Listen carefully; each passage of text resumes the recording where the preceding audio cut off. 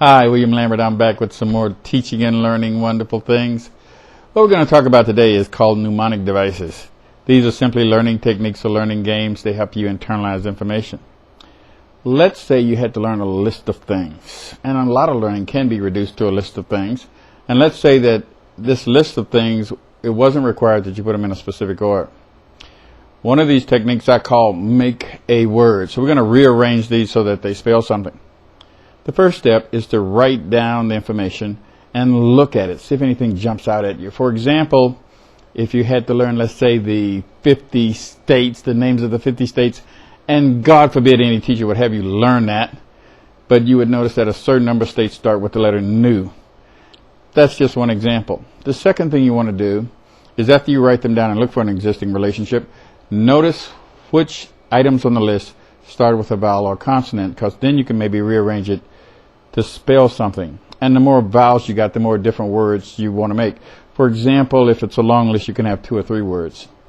Thirdly, try to make a word that you can relate to, or a word that you can best remember. Now let's take a specific example. Let's say, for example, we wanted to remember the parts of speech, the 8 parts of speech. I know it's more important that you know how to use them rather than to know what they are, but sometimes you have to know what they are. You got to know what they are before you can use them.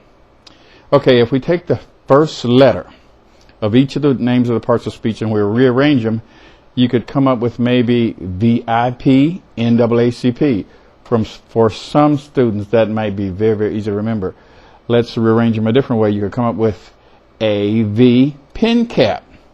Whatever works for a particular student is what you want to use. You could also rearrange them to say VI, nap cap. Or if you're a fan of Buffy the Vampire Slayer, it could be VAP for vampires aren't people, and the word panic. VAP, panic. So whatever works for you. And then the idea is you can make learning fun.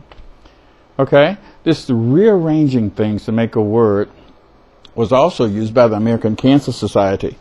They rearranged the wording in their 7 danger signs of cancer to spell the word caution. I think that's so important. Let me just say them for you. The C is for change in bowel or bladder habits. A for a sore that does not heal. U for unusual bleeding or discharge. The T for thickening or lump in the breast or elsewhere. I for indigestion or difficulty in swallowing.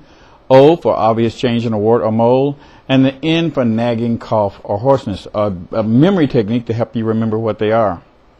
Let's say, for example, next you had to remember the countries that made up what we call the British Isles. If you rearrange them, they spell the word wise, W-I-S-E. The W is for Wales, the I for Ireland, and the S for Scotland, and the E for England. The cool part, the really cool part, is that if you forget one, at least you know what letter it starts with and you can guess. Now, there are millions of these. If you have a list of things and you have a problem doing it because you don't have as much creativity as others, hey, if you want to email and send them in, I'll do it for you. Because learning is great fun, and I particularly love it. Have a great day, and remember, learning is fun!